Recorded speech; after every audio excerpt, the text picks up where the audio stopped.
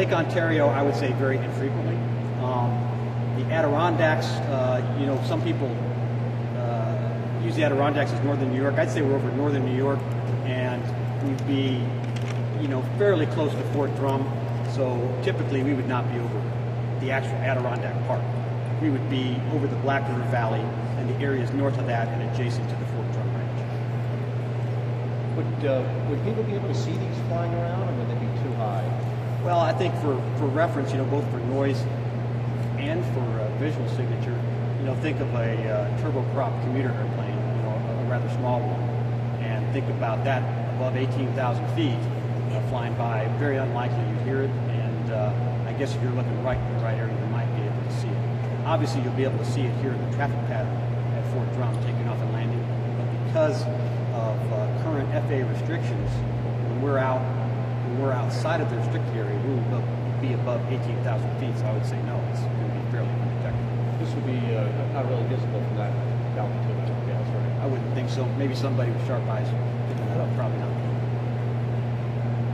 Can you tell us anything about, these are already being operated downrange, as you put it, yes, over in Afghanistan. Were they used in Iraq by the unit at Hancock, or? No. The 174th, we're coming up on our second anniversary of combat operations, and we have solely done MQ-9 flying in support of Operation Enduring Freedom in Afghanistan. Can you tell us about any successes that it has had in terms of? Oh, absolutely. I won't go into operational detail, but there have been. It's very frequent that as we're flying in support of the ground troops, and often it's the 10th Mountain Division, because they are geographically located in an area that we're often assigned to, coincidentally. It's common that we find an improvised explosive device being dug into a road by insurgents. That is not unusual at all, and we can direct the Army, where to go find that and neutralize it. That's always a great feeling that we know that the next day, 10th Mountain Division soldiers will not be attacked by that IED. That's very satisfying. And then I would say it's not unusual at all to be overwatching a patrol that comes under fire, and we're able to go and search out where that fire is coming from, or be able to search in the direction the Army wants us to search to make sure they have a clear avenue to maneuver. And those sort of vignettes happen all the time. I know our JTACs over here, Joint Terminal Air Controllers, they can give you specific examples of when they were on the ground with the Army and they had a remotely piloted aircraft overhead and how they were able to use them. In that case, it would alert the units on the ground, perhaps where the fire's coming from, or where the bad guys are.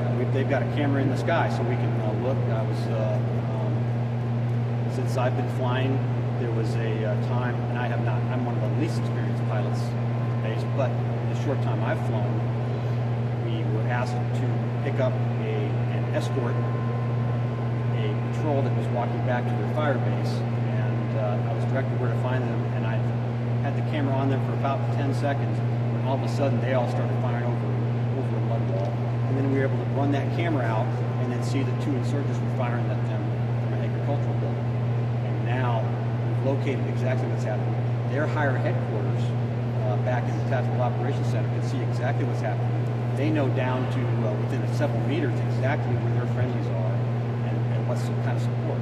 And then we could look all around that field at a certain distance and see if there was anybody else or if this was just that one insurgent team firing at them.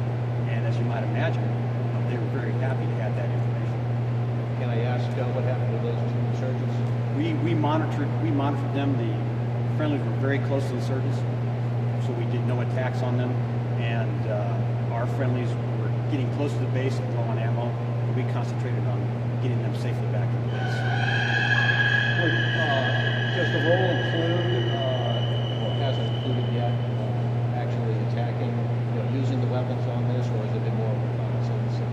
I would say we are certainly predominantly doing the intelligence, surveillance, and reconnaissance role.